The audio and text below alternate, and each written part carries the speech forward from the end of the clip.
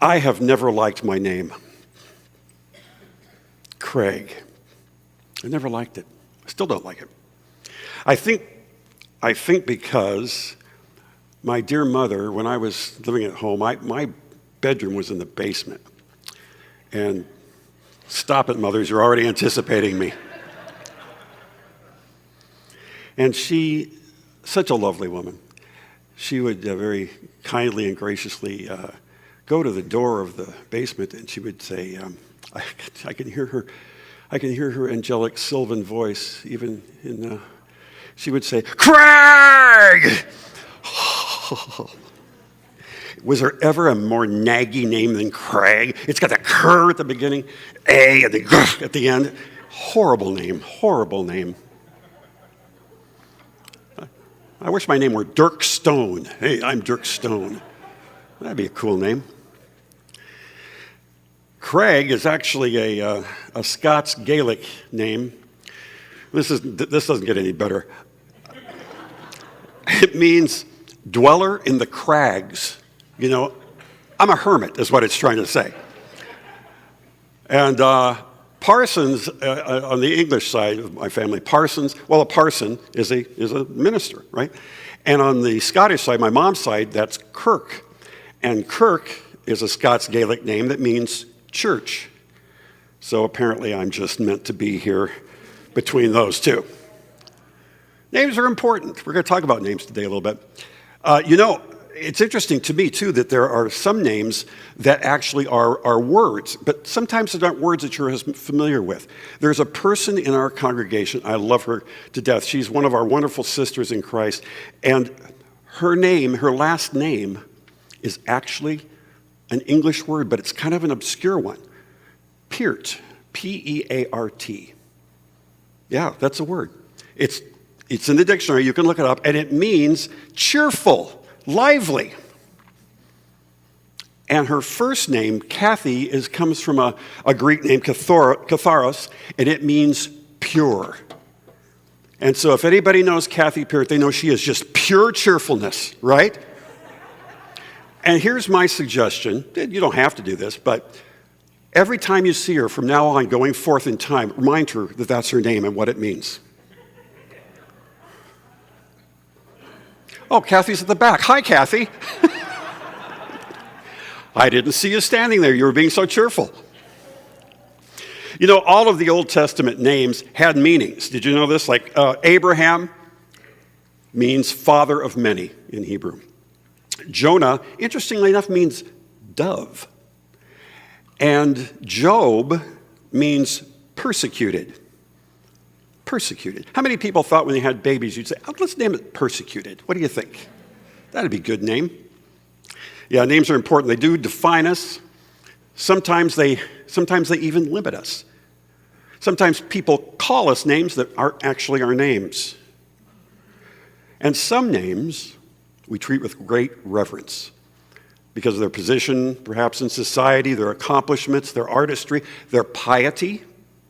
And we say their name with a certain tone of respect. Yeah, names are important in Hollywood. I don't know if you know this, even in popular culture. In Hollywood, did you know you cannot have the same name as any other actor? Did you know this? Yeah, because you have to be in the Actors Guild. And the Actors Guild keeps tight control over that. So you remember Michael J. Fox, Back to the Future? That's why it's Michael J. Fox, because there was already a Michael Fox. An obscure actor, but he was a member, and so Michael J. Fox had to become J. Fox. Well, that brings us to our actual topic today, God's name. Here's an interesting thing about God's name. I bet you might not have known. Maybe you did. You're smart. Did you know that God's name is not God? Judging from your faces, no, you did not know that. God's name is not God any more than your name is human being or my name. Hi, human being. Hey, that'd get confusing. No, that's not God's name. But in Exodus 3:14, we read that Moses was having a little chat with God, and he's getting all of the Ten Commandments and all of this information, and he says, "But who do I say told me this? How He wants to have somebody, he wants God to tell him so they'll have some authority when he gives them God's message. And as we heard in the reading today, God says to him, my name is I am that I am. Very self-referencing. There's nothing beyond I am that I am. I simply am. He is everything. He has created everything, and he's beyond category. So he says, tell them, I am told you these things. Yeah, I am. Do you know, for a long time, the Catholic Church actually suppressed that information. They did. And you know what? In today's society, the Jewish people still have a problem with God's name. So you've probably heard or read in the Bible that God's name is Yahweh. That's from Hebrew, and it's actually an acronym. It stands for Yad, He, Wah, He. All consonants. And so they would write it just the initial, YHWH. YHWH. And that's how they would say it, and that's how they would write it. But the Jewish people don't say God's name like that. So they give him other names. They gave him a name Adonai. Do you remember reading in the Bible the name Adonai? Hebrew for Lord. Elohim, that's Hebrew. This is what we do. That's Hebrew for God. They just refer to him as God like we do. Now, about, I don't know, somewhere in the Middle Ages, 6th to the 10th century, somewhere in there, Jewish scholars had the idea of putting Adonai, the first letter of Adonai, A, and the first letter of Elohim, E, in between those, YHWH, and that's how it became Yahweh. But to this day, in all Jewish temples, all Jewish denominations teach that four-letter name of God, YHWH, is never to be ever uttered except by the high priest, the grand priest, in the temple at Jerusalem. Which is a bit of a problem because there is no more temple at Jerusalem. And so from that point forward to today, you will never hear in a religious service at a Jewish temple that name spoken. And the conservatives and Orthodox Jews take it even further. They never say it, ever. It's too important. It's too beyond our knowing to even speak the name of God. Yeah. Names are important. So, the commandment that we're looking at today, do not take the Lord's name in vain. Now, when I say that, you don't have to raise your hands, but when I say that, does a certain two-word phrase come to mind? Yeah? Or maybe a three-letter acronym? Oh, my. Yeah. So if that's all there is to it, then that's a pretty short message right there. It's all done. Don't do that. But there's actually a deeper meaning. I think it comes from the part that says, take his name in vain. In vain. We all know what that means, right? You tried something and it was for no purpose. It was in vain. We couldn't do it. It was empty. It was nothing. In fact, that's where the word comes from. It's from a Latin word named vanus, V-A-N-U-S. And it means, it's Latin for empty. It's also the same root word as our word vanity. Vanity. If someone is vain and it's showing vanity, they think more of themselves than it's really deserved, right? It's empty self-praise. In the Bible, in the Ecclesiastes, it talks about the vanity of all vanities. Do you know what that is? Do you remember? Human endeavor. Ouch, that hurts. Well, it's a little deeper there too. It's not just human endeavor. It's human endeavor that is not in keeping with God's purpose.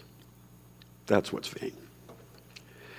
So the idea is not just swearing, but saying or doing something in God's name that isn't of his purpose. History is replete with people who've done that and do that yet today. We could go down that rabbit hole and be here a long time. But let me just give you a simple example from my experience here. You know, in church, you go to these meetings and you talk about what's coming up, what's the series, what should we talk about. There's lots of that stuff goes on. And there's a phrase, and it doesn't get used often because it's kind of like using the nuclear option. Once you've used it, there's no going back. But sometimes we'll be talking, like, well, maybe we should talk about this. And someone will say, the other day, God put it on my heart. What? God put it on your heart? Well, that beats anything I was going to say. That's the end of that discussion. If God put it on your heart, I guess that's what we'll be doing. God put it on my heart. I'm not saying God doesn't put things on your heart. What I am saying about that, we've talked before, is that we don't live by the law of the Old Testament. We respect it. We're talking about it today. For weeks, we're talking about the Ten Commandments. They have their place. We don't live by the law, but we do live by the Lord. We don't live by the law, we live by the Lord. The law always says what you shouldn't do, even to today. And the law is a low bar. Yeah, well, he never broke any laws. Oh, well, then he must be a saint. The law is a low bar, and it only says what you don't do. It doesn't say what you should do. Fortunately, we don't live by the law, we live by the Lord, and he did tell us what to do. He talked about it, and what he suggested was actually kind of the reverse of taking the Lord's name in vain. He said to call on his name in prayer. This commandment really reminds us about prayer. In John 16:24, and we heard part of it today, Jesus said, if you call on my name, I'll do anything you ask. Wow, that's a big promise. You call on my name, I will do anything you ask upon my name. I would be very hesitant to call on his name for something that I thought wasn't serving his purpose. The great I am is bigger than we as individuals or collectively can ever imagine. The universe, and the more you study the natural world and the astounding world that we live in, you realize it's just incomprehensible. And yet the creator of that, we believe, also is able and interested in having an individual relationship with each one of us. That's amazing. That's amazing. The creator of everything wants to talk to you, and to you, me, everybody here. And so in this commandment, we're reminded that when we are speaking with God, when we're acting in his name, to do it towards his purpose.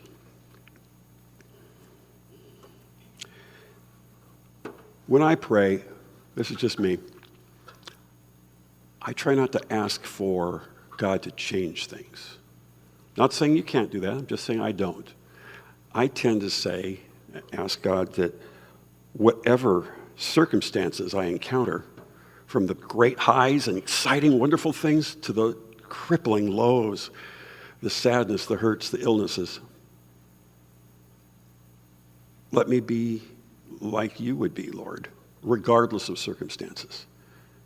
Because I can't control those circumstances, but I can control how I react to them. This is not just my idea. Martin Luther said, we pray not so much to get God's answers as to get his heart. And when we have his heart, we will do what he would do. Yeah, it's an amazing world. It's an awful world. It's both of those things. But before we leave that topic of prayer, I want to mention, too, that I do believe, though, that God can change things if he should want to. I mean, we have an eminent scientist in our choir, and he could tell you some amazing things about the physical world and the laws by which they work. And just think of that. Just think of the laws from the greatest, largest things down to such microscopic things you can't even imagine those. And they all fit together. I'm not going to ask God to change that on my behalf. But I do sometimes pray for people, and I ask for them to be healed. I ask for them to be comforted. I ask for them to get a job. I bring petitions to God, and I think we should. Last week, I was talking to another one of our choir members. Do you know Dr. Dwight Morrow? Do you know him? He's a very eminent pathologist, a wonderful guy. And somehow we got to talking about this very subject, in as much as he was reminding me, and I knew this, but he had some personal interest in it, that several surgeons over the course of his career had told him of cases where someone had stage 4 cancer. It was bad. It was bad. And they received some very intense prayer. And before the surgeons operated, they did one last check. They were amazed to find that the cancer was just not there. It was just gone. Well, that's been documented. That's not just some apocryphal story of my friend's cousin's friend told him. No, that's been documented for years and years and years. We know that's true. What we don't know, why? We don't know why. We don't know why.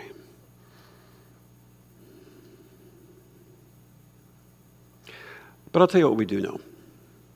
If we train ourselves to see the great I am in everything we do and throughout this world, and especially in the faces of people, then I know we will be living in his purpose. Because those people, every one of you, I get to conclude myself, choir. This is nice. All made in his image. You all look different, and yet you're made in his image. And when I look at you, in some small way, I'm looking at the face of God. Because God dwells within you. And that brings us back to where we started with names. Your name is important, but what's more important than your name is you. You are important. Someone else can have the same name, but they're not you. They're not you, Jeff. There's only one Jeff that I know like that. That's you. You know what?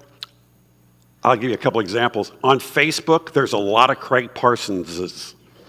And I know them because we have this little kind of subgroup, you know. Oh, it's cool being Craig Parsons. No, not really. It's not.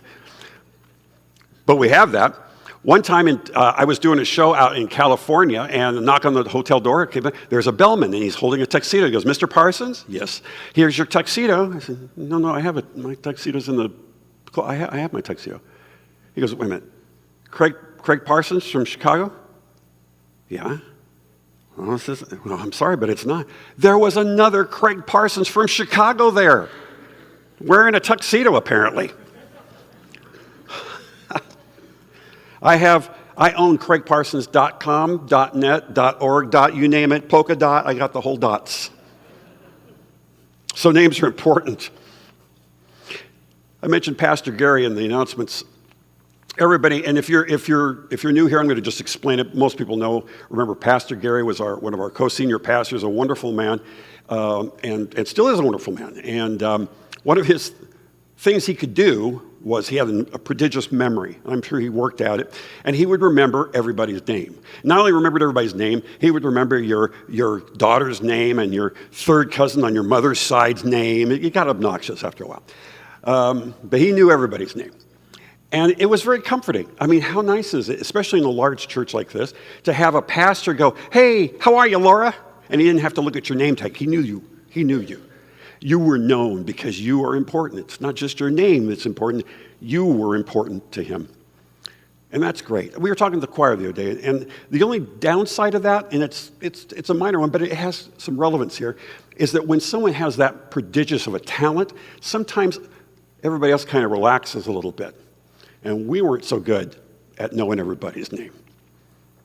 I'm the worst at it. I'd have to go up to Gary and go, I know them. Who is that? And then he'd say their name. They go, "Oh, yeah. And then I could say, hello. And they thought, boy, he remembers my name. I didn't remember their name.